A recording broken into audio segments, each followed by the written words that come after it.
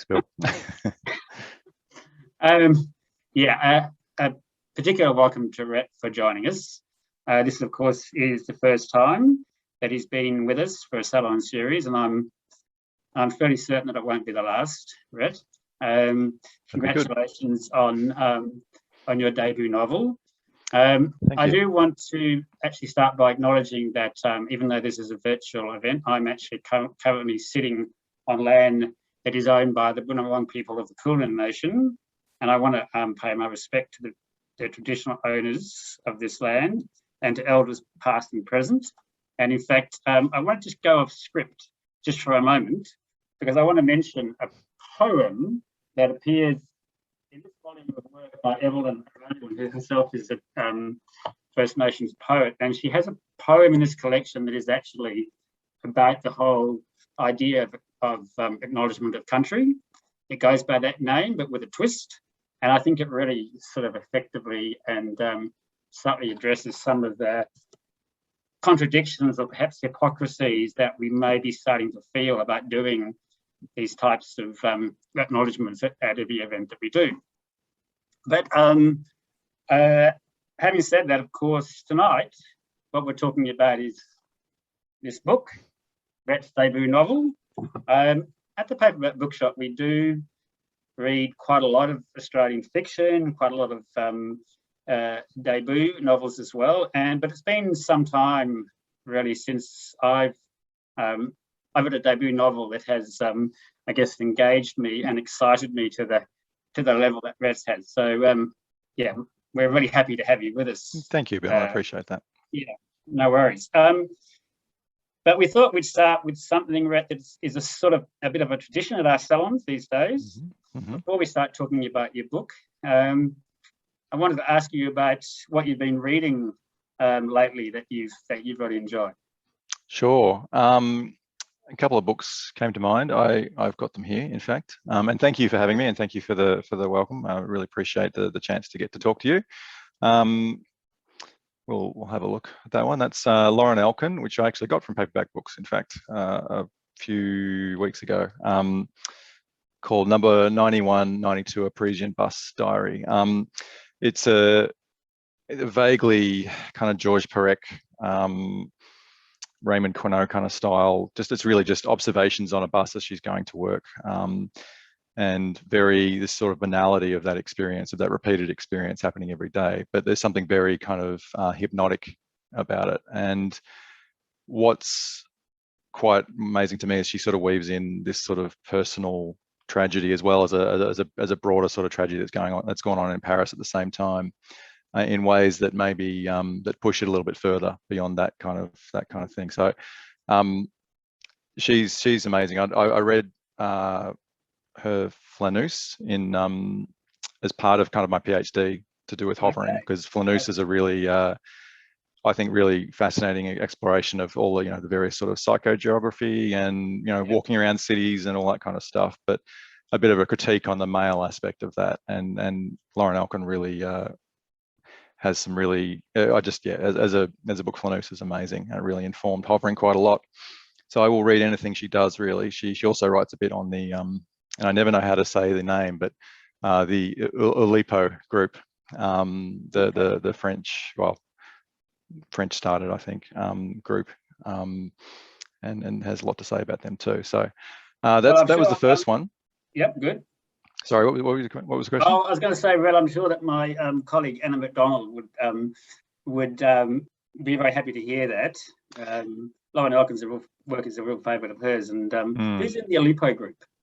Well, it's a bit sort of older. I mean, I think it's still active, but there were people like Georges Perec, Raymond Queneau, I think, was one of the original people. Italo Calvino. A lot of writers are pretty much ended up being my kind of thing, really. And yeah, it's to do with the potential for literature, and they often put like formulas around the books they're writing, constraints and things like that. So you've got the classic Georges Perec novel, Life, a User's Manual, which is kind of like a chessboard almost of stories, and various things. So that's where they're from, yeah. the next one, which is look, this is more of, again, an influence, and is George Saunders' Lincoln in the Bardo, which is a huge influence on my book. Again, we'll read anything that George Saunders does. He's sort of like a guiding light for me in many ways from a literary perspective. Lincoln in the Bardo was an amazing, just amazing use of voice and voices, I think, that I'd never seen before. I've never, if other people have done it, I haven't seen it. He's got dozens of voices coming in and produces this incredible chorus in a way that's just unique to me. And maybe other people have done it before, but I haven't seen it. But he's also got this humor and this heart in all his work, which really speaks to me. And absurdity, of course, is a big thing that he goes with, and the surreal of his work is something that's always appealing. I pretty much infuse most of my work with something a little bit surreal and strange and absurd. I came onto him through his short story collections. Quite early. The other sort of more recent book of his is Swimming in the Pond in the Rain, the sort of the creative writing kind of, or the exploration of Russian writers, I guess, Russian and Ukrainian writers, I should say. And that's he just approaches them so well. And it's absolutely a writing manual we should be looking at, I think. So yeah, those are my two. Well, that's great. I mean, yes, so Lincoln in the Bardo also was one of our favorites, and I think that use of sort of different voices and very creative use of literary form is yes, you can certainly see the influence there, I think. Sure. And that's something I'd like to speak to you more about. Absolutely. A bit later on. Yeah, that's good. And the nice thing also is that hopefully that soon after our salon today, we'll actually send around an email to all of you with a list of the books that Rhett has been reading. Okay. Well, I guess to the book. I'm sort of going on the assumption here that probably most of our participants this evening probably haven't read the book yet. It only came out, I think, last week. And I was sort of tempted to try and, I don't know, find some way of, I don't know, summarising, the book, or giving some, like a backgrounder, I suppose. Sure. But that proved to be very difficult. It does. It really does. I've struggled with it for a long time, Bill. Yeah. So, I mean, it's a book that is sort of, set in, I guess, the near future.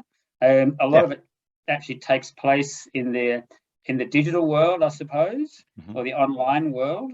It's I think it's a real sort of feat of the imagination. It's a powerfully imaginative book. It does center around three characters. Lydia, her 16-year-old son George, and her sister Alice, who has sort of turned up at her place unexpectedly and mysteriously. But all this happens in a city, in a place, which is called Fraser, which is obviously an imaginary city, but it's sort of recognizable as well. Yeah. And it's a pretty interesting place, really. Throughout the book, it's described in a variety of ways, I think, as restless, as grumbling, as griping, and as being subject to this term you use called metro displacement. So yes, that's true. Yeah. I wanted to ask you more, about this city. Like, why is it so important for you to have a city right at the centre of this book, and why did you want to present it to us in this way? Yeah, sure. I mean, it comes from I think I have a sort of to start with, a fairly absurdist sort of streak in me. I like absurdist, satirical, and sort of magical literature anyway. So I'm naturally drawn to that. But in terms of why this, okay, we'll try and make it a shortish version. I was returning. I've lived overseas quite a lot, but I've always returned back to Geelong, Melbourne is sort of really where I'm from and where I live now.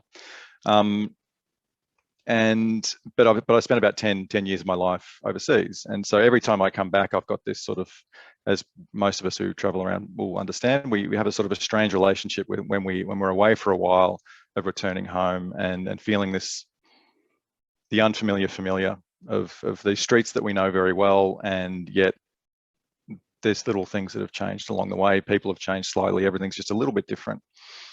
And the last time I returned home was after I'd spent a couple of years in Vancouver, and I felt this real disconnect again, and I wanted to write about it somehow, and wasn't quite sure how.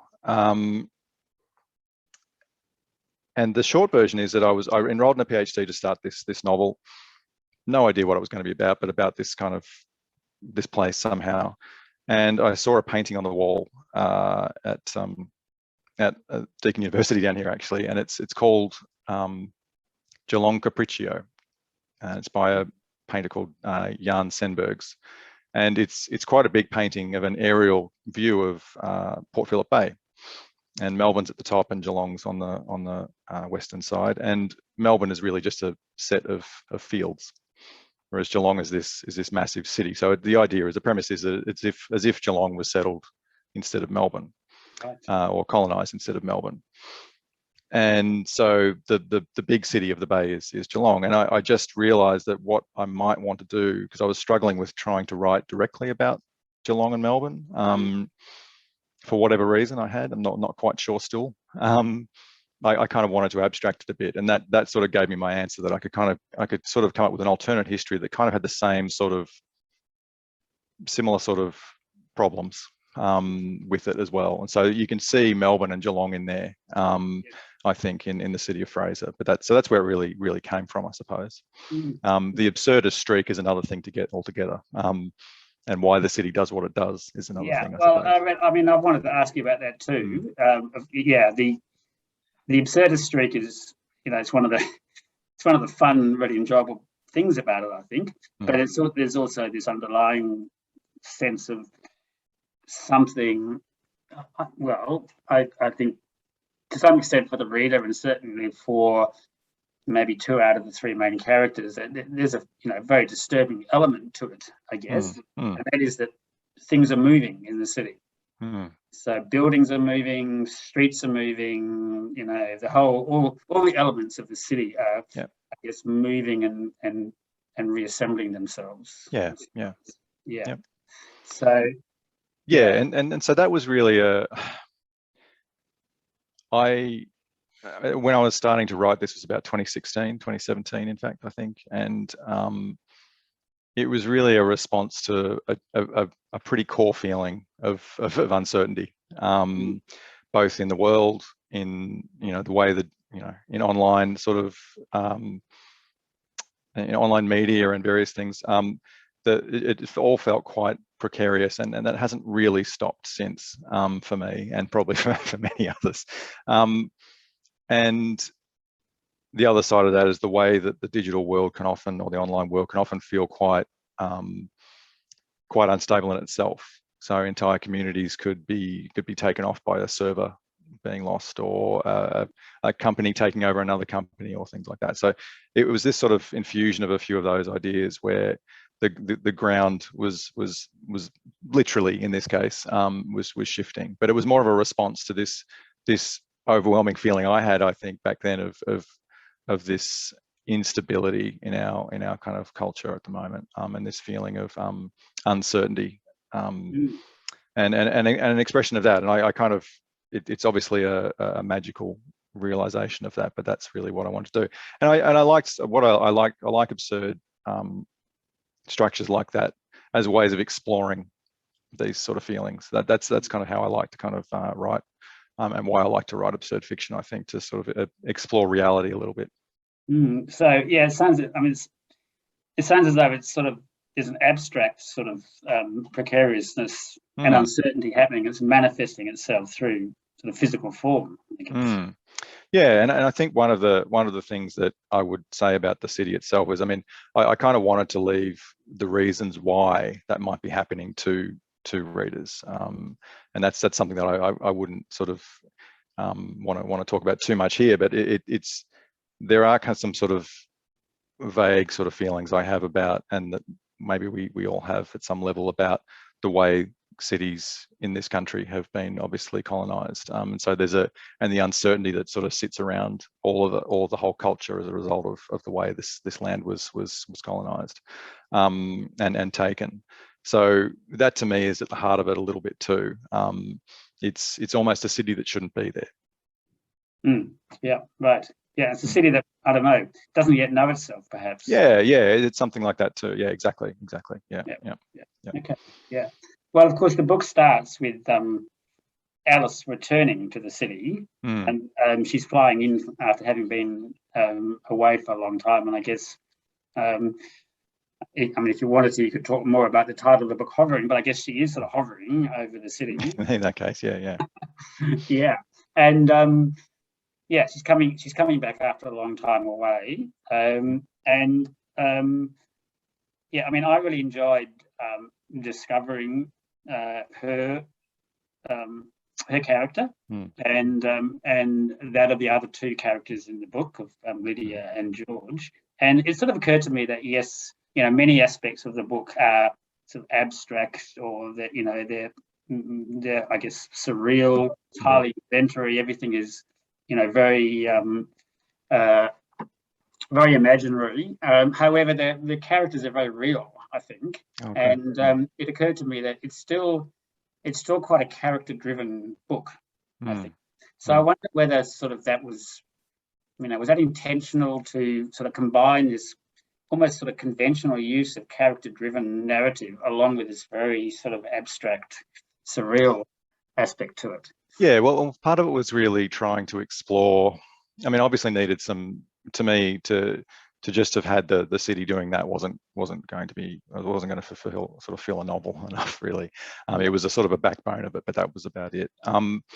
I did need to sort of explore a few more ideas, and one of the things behind sort of Alice and Lydia in particular is this tension between moving and staying. So Lydia is someone who's lived in Fraser for her entire life. She's never left, and is in some ways quite afraid to leave. In some ways doesn't really want to leave at all. And that plays out in various ways. She sort of immerses herself in online worlds as well, and sort of gets sort of escapes a little bit that way too. Whereas Alice has been wanting to leave since she was quite young, and as soon as she could, really, she's left without really apologizing or without doing anything, to say that, you know, almost just sort of saying goodbye. And there's various things that come into it that cause tension between them, but really, to me, it was about kind of exploring that tension between two siblings who are quite different in many ways. Yes. And yeah, and that sort of came from, I think, my own sort of feelings of you know, sort of conflict over being at home and away, I think, at some level. But yeah, so it was an intentional sort of to bring that character element in there for sure, to sort of to move it along. Yeah. Okay. Well, we thought we might do a reading. Sure. The first of possibly two readings, and I think this is actually a good time to do it, because the reading we had in mind is actually about Alice thinking, well, goes back to when Alice does think about leaving. When she leaves, yeah. So it is. This is just sort of in the past. She's leaving, basically. Okay. It had been a rainy day 16 years earlier. Alice had shut the door of the taxi and waved goodbye to her sister. She said she'd come home soon, but knew she wouldn't. Lydia didn't return her wave, just stared. Alice told the driver to drive and didn't look back. She had to move to find cities that were not like this provincial outpost she was born in. It was nothing, this city. It was no New York or London or Hong Kong or Rome. No child wondered where it was in the world, imagined what it would be like to go there. Its residents lay languidly on beaches, screamed in football stadiums, jostled for position at auctions. exercised aggressively and fought drunkenly after losing money on the horses. They aspired to enormous homes with lots of natural light, as if housing gave life its purpose, as if there was nothing more to life than to live it comfortably and beautifully and make your neighbours jealous. They lived fearfully and voted conservatively, terrified that it would all be taken away. She was 23 and she'd been there too long. It was all starting to seep in, to get into her bones. She was getting used to it. She couldn't stay, not a minute longer. No one watched her depart. No one saw her arrive. It was Heathrow in London at first, but it became many other places. Continental Europe, Asia, the Americas, the new islands, and some of the sunken ones. Cities bisected by parks through which blonde aristocrats galloped on white horses, oblivious to pedestrians. Cities of bicycles and ash and moving terraces, cities of dancing lights and weeping gardens, cities where students smoked whatever they could find under ancient aqueducts, morose cities filled with sound installations of waves and laughing people. Tall cities that made her feel small, small cities that made her feel sad, cities that wept over blasted hillsides and sniper nests, cities that grew fat off their own memories, cities that talked and argued and fucked and argued again, cities of forgetting and drinking sweet berry liqueur in bars at the tops of buildings, perched above the great sea in which so many had been wrecked, cities of powder and light and neon, cities upon cities, people piling upon people, an immense tower of something like civilization, leaning, teetering, disgusting and filthy, but alive. She only stayed for moments. There were loves that didn't last, friends who were intimate for a summer or a winter, some that lasted longer, but now all gone. There were nights sleeping in collapsing brutalist housing, months spent shoveling shit, metaphorically, and once, literally. For a while, some stable work in London. She filed documents, conducted campaigns, delayed projects, and shopped at Tesco until a chance meeting at an exhibition in Edinburgh, and then the five of them trying to remake the world. She didn't know when the remaking had stopped and something else had taken over. For years, she ran on a travelator, watching people move in slow motion beside her. The world spun and she had done her best to outrun it. That might do there. Oh, okay. Okay, good. Yeah, well, I was sort of taken by that. In fact, that word that you used right at the end, saying that she felt she was on a travelator. Mm. And I guess when she in some ways when she comes back to Fraser, she's still really on that travelator, isn't she? I think. Yeah, I think that's the thing. I mean, she's really being. She doesn't particularly want to return. I think she would rather still be on it. I think, but she's reached probably the end of something, and yeah. You probably need to read to find out what that might be. But it's certainly a somewhat reluctant homecoming. She is certainly someone who probably needs to keep moving, but is also trying to work out at some level when she does arrive back home whether she can just stay and be in one place for a while. Yeah. Okay, well, and so it so happens, Rhett, that the end of that little section involves, I think, what is an email exchange. Yes, actually, yes, it does, doesn't it? Yes, I didn't get to that. Alice and her sister, yeah, Lydia, and really Alice telling Lydia that she's coming back after a very long time. So, and this is presented in the on the page as a sort of email exchange, and it's one of a sort of variety of techniques, I suppose, narrative techniques that you use. Is very different to the sort of conventional, narrative, which is just plain descriptive text, I suppose. Sure. There's all sorts of techniques that he uses. There's email. There's a lot of sort of exchange of text or instant messaging between people. There's a lot of, I guess, what effectively are transcripts of people in online forums or chat rooms.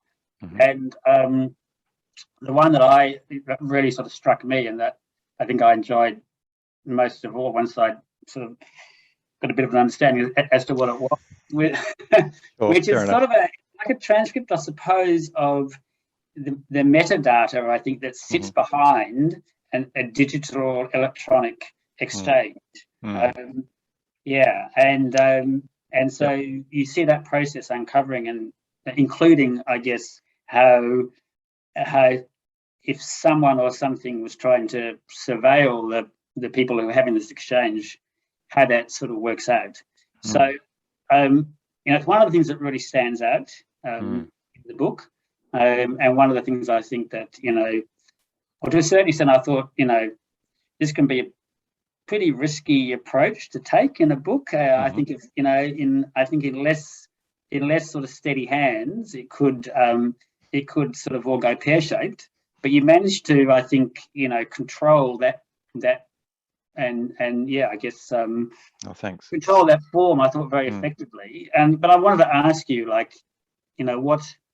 what led you to want to use these types of quite sort of unconventional narrative techniques? Yeah, there's a few things, and thank you. It was always teetering a little bit as to whether that would work or not. So firstly, I really couldn't see a way not to put digital culture in the book. I just felt like we're so infused with it in life. It's infused as part of day-to-day life so much that it was really always going to be there in some way, and how it was going to be how I was going to do it.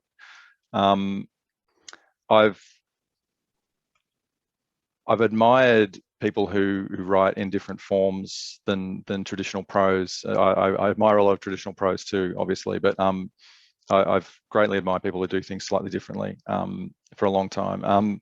Probably it goes back to even reading choose your own adventure books as a kid. That's the level of that's where this fascination with this. Oh, you can do that, to a book. Oh, I see. And I wasn't going to do an interactive fiction quite like that, but I was borderline at various points. So when I was writing it, I was getting close. I'm glad I didn't. But in terms of sort of more adult sort of stuff, I mean, I was reading a lot of B.S. Johnson's work. So he did several novels in the 60s and early 70s that each of which sort of use different forms, as I'm sure you know, in ways that really made me kind of just energized me so much. So a lot of the tables, for example, that are in Hovering, there are a few sort of simultaneous narratives that are going on. That's really drawn from some of his work. In Albert Angelo was the first one I think he put in that one. But yeah, people like him, someone like Jennifer Egan, I've talked about her somewhere before, but probably repeatedly talked about her. But her Visit from the Goon Squad and the PowerPoint chapter in that in particular was just such a revelation to me. Such a beautiful novel anyway, but this, and that could go, as you said, that could go pear-shaped. Just throwing a PowerPoint chapter in the middle of a book, you just sort of, you could easily be very gimmicky and be dismissed. But she uses it in a way that's quite sparing, and it elevates it. Elevates the whole novel, I think, in a way that I can't quite understand how she's done it, but it was just beautifully done. And so those are the sort of books I really are kind of inspired by a lot of the time with these sort of things. And I wanted to really try to just turn that up a little bit and see where it took me. And with the code stuff that you were talking about, or the pseudo code, I was aware that was going to be pretty. You might have to go with that a little bit. My father had to ring up my sister and get that explained at one point when he was reading that chapter, which is fair enough. But my answer to that would have been, it's about trying to find. There's a lot of noise, as there is a lot of noise in life, and it's a bit about, in those sections, trying to find where the humans are in that noise. That's really what that's about. Yeah. Okay. Well, yes, I wanted to talk to you about noise, and maybe just maybe relating first to the character of George. And I think he's someone who he does something that I think is partly a response to the noise. I don't think it's giving too much away, but he's made a decision not to speak. And so, of course, the way he communicates, he still interacts with his mother, with his aunt, and with his friends in particular. And I think he interacts, quite effectively and quite widely, really. But because he can't speak, he has to do it electronically, and he's pretty adept at that. So wondering whether first you could tell us a bit more about, why it is that George has made this decision. Yeah, I think one of the things with George is he's getting some pretty bad internet advice, would be the first thing to say about him. He's sort of done his own research, and we all know what that means, right?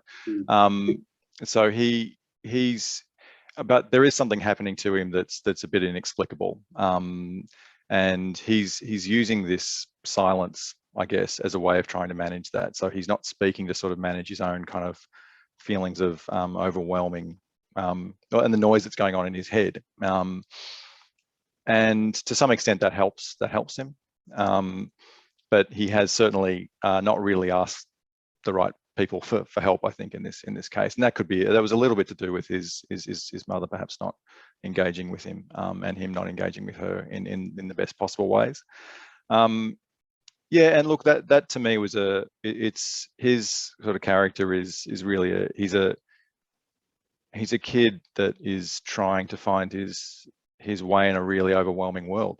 It's as simple as that, really. And I think this stuff sort of comes into it, and he's trying to sort of work out his path through all that, and doesn't have a lot of adult help anyway to do that. And I kind of wanted to explore that. And yes, he's quite capable too. He's got a healthy relationship with his friends. He's pretty good. He doesn't get sort of too overly focused on sort of negative activities and stuff. He's pretty positive sort of a kid, but he's just in need of a little bit of help, I think, and a bit of guidance. Yeah. And I mean, one of the things that did occur to me about him is that he's young and he's living in a very difficult world, but he does actually have positive, constructive relationships with his peers, and really, which are probably more positive for him than, those with the adults. So it occurred to me that in the book, it's almost as though that the young people in this book actually interact with each other and sort of look after each other better than the adults are able to. Yeah, I think that's probably true. I hadn't thought of that, but that's probably true, actually. Yeah, I think one of the things I wanted to kind of have them there too, and it sort of shows it a little bit, is he and his peers are seemingly dealing with this city better than anyone else. They're seemingly they've grown up with it. I mean, it's a fairly similar. There's a pretty clear sort of correlation there between that and the digital world at some level. But I wanted to sort of explore that a little bit, and just sort of these teenagers have really grown up with this city that sort of does this, and so they're just like, well, this is just how it is, and so they function in a way actually a little bit better, even though they still clearly need some a little bit of guidance, and maybe they shouldn't be just doing their own research all the time. Well, that came across quite strongly. I mean, the city it's always changing, it's always moving. I think when Lydia goes to work, she she finds that a street isn't where it is, or that a building isn't where it is. And there's towards the end of the book, there's a very major change in the location of their home, which is again pretty startling, but also sort of fun as well. But as you say, it's the adults are quite disconcerted and disturbed these changes, but the young people they see it as being pretty normal, and in a way that sort of that tempers for the reader. I think that tempers the sort of the level of, I don't know, shock or surprise or strangeness, perhaps. Yeah. So, and I think that's probably true. And one of the things I really wanted to do, I didn't want to write a dystopia, I suppose. I didn't really want to, and obviously there's a vaguely scary element to this, but really I didn't want to write something that didn't have some sort of level of fun to it as well, if you know what I mean, and a bit of that lightness as well. And so yes, some of those things definitely come into it, but I was very conscious that I didn't really want to leave it too anxiety driven, if that makes sense. Yeah. Well, that's really interesting, because I was actually thinking to myself, as I was reading and rereading, is this a dystopian novel? I mean, it's a good question. I would say, I mean, this is me. I didn't set out to do that. I would say it would be more,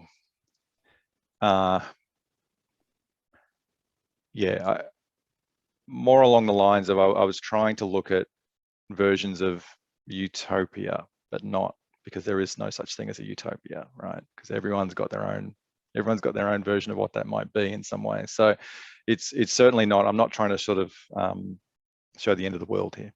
Let's put it that way. Yeah.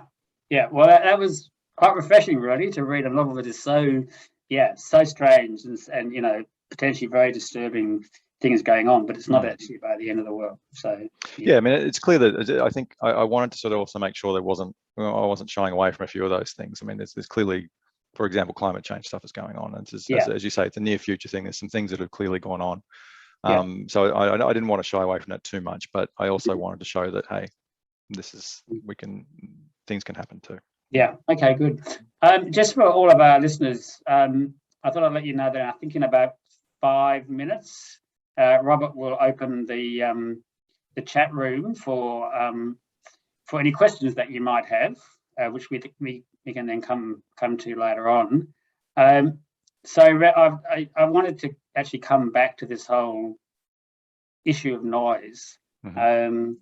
It's something that, as we've said, is a big thing for George, and he hears an awful lot. He hears thoughts and voices, and it's sort of constant chatter and just a bombardment of sometimes of sort of voices and thoughts. And in the piece that you have written, which will accompany the pamphlet that will come out of the salon session, and just for our listeners, the pamphlet will come out in a few weeks, and it'll include a transcript of our conversation tonight, and then an extra piece that Rhett has written. In that pamphlet, you say that when I started hovering, I wanted it to contend with the noise of the digital world. Can you say a bit more about that, perhaps, a bit more about what it is that, this noise that George is experiencing? Yeah, I mean, I'm using noise in a very broad sense, clearly. Like, it to me, and I go on to sort of say, the noise of everything, the noise of all the signals, all the everything we're talking about all the time, all that, everything pretty much.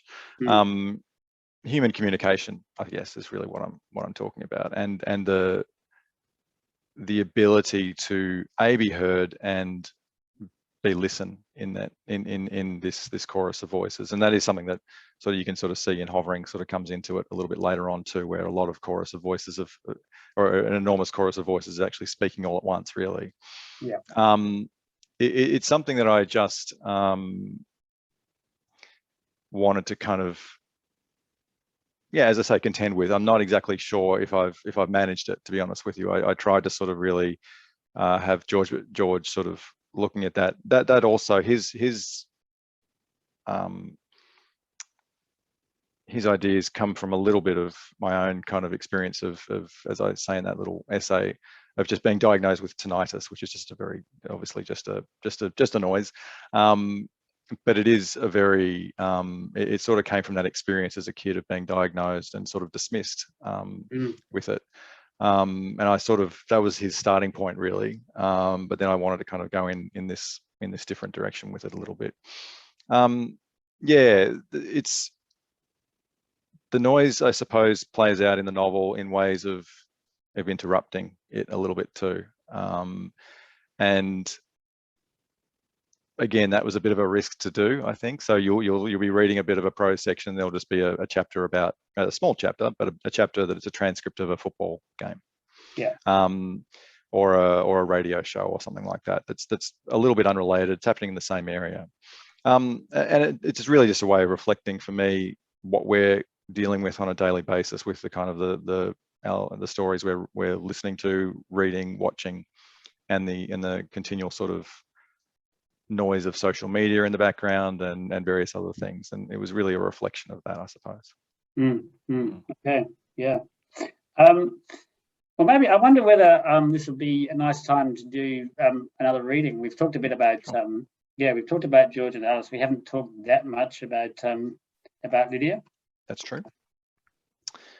Yeah, so this is, these are all pretty early readings, so you're not really in the first few pages really, and this is Lydia's first. She's just, well, we've just dealt with Alice and now we're going over to Lydia. On hearing her sister was returning, Lydia had hoped for swift deportation. She imagined receiving a terrified phone call from the airport announcing that Alice was being turned back. They wouldn't even be able to finish the call before Alice was marched away. The scene helped Lydia sleep. She refined the fantasy perfectly, the panic in her sister's voice, the mood of the day. It was going to be partly cloudy. The sun would break through just as they were hanging up. Her son would come down the stairs and ask her to go for a walk along the river, and the river would sparkle all afternoon. The doorbell rang, and through the stained glass she saw Alice, 23, tall, bony, light-filled, waving goodbye. She opened the door to a familiar stranger, 39, tall, bony, pale, saying hello. There wasn't a cloud in the sky. Lydia, the woman screamed, eventually embracing her with surprising strength. The hair still wild and curly, but now silver, probably still bumping into things all the time, like their father. The woman pulled back. She held Lydia's shoulders and beamed. Those eyes, slightly puffy and tired and wrinkled, but still so bright. Her skin a little mottled. Her sister was unrecognizable, but exactly the same. Hi, Alice, she said. It is so good to see you, Alice effused, her smile broad and full of teeth. When Alice smiled, she smiled with her whole body. Here was her lost sister, and Lydia knew her immediately, as if she'd never been away. And yet, you don't look a day over 40, Lydia said. Oh, that's hilarious, Alice replied. There was a formality to her tone that hadn't been there before, and an edge, a nervousness. She'd always been so confident, unflappable. The hopeful thought crossed Lydia's mind that the real Alice had been replaced by a clone, perhaps one with a better personality. They measured the years in a single second. Alice had never been happy in Fraser, had always been unsettled. Once she said they were going to go everywhere together. They would picnic in castles, drink wine on yachts, swim in the Aegean. But she went and Lydia stayed. It wasn't a surprise that Alice left, but a surprise that she left so completely. Are you going to let me in, sister, or am I to sleep in the front yard? Lydia felt the old resentment rise, a resentment she couldn't completely place, couldn't put into words or actions or specific moments, but it was there, still, unmoved and resolute. She pushed her delight down and swallowed the tears. She couldn't trust her sister's smile. She couldn't rely on her. She'd be gone again very soon. It was up to Lydia and Lydia alone. Your room's where you left it, she said. She went inside, leaving Alice and her bags on the porch. Okay. Yeah, I'll do that one. Yep. Thanks, Rhett. Yeah. Well, I mean, what it shadows is the difficulty in this relationship, the tension, and also the difference between the two characters.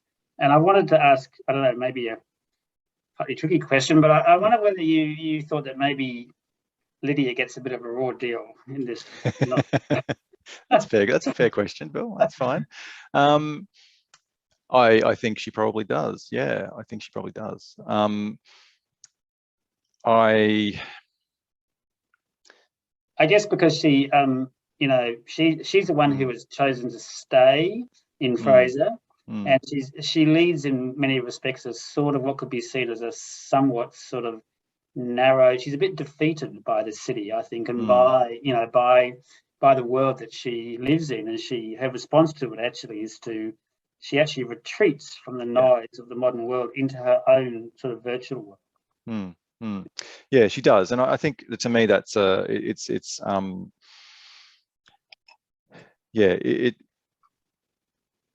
I think she is very different to Alice in that sense, and it is that sense of the comfort of staying at home becomes more of a retreat, I suppose, in that way for her, into the level that she retreats almost completely into something else that's not even real. And look, I think she does potentially get a raw deal, and I think possibly we have to work through that in the book a little bit. Alice, I think, probably is a little bit more cold in her behaviour, than maybe we would like. I think everyone's self-centered, but Alice is particularly self-centered. Alice, I think, but I think Alice is particularly driven. I think that's what I would say about Alice. I think this is what she wants to do. And that can certainly come across that way potentially, I suppose. But to me, it was just really she's doing what she wants to do. Whereas Lydia is kind of just sort of, I think, backing off from the world. I think she lacks connection in a way that I think they all do in different ways, all three of them. It is a novel to me about connection between the three family members, and they don't really have it with each other anyway.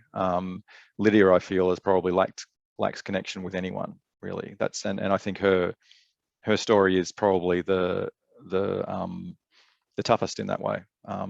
She's really struggling, I think. Yeah.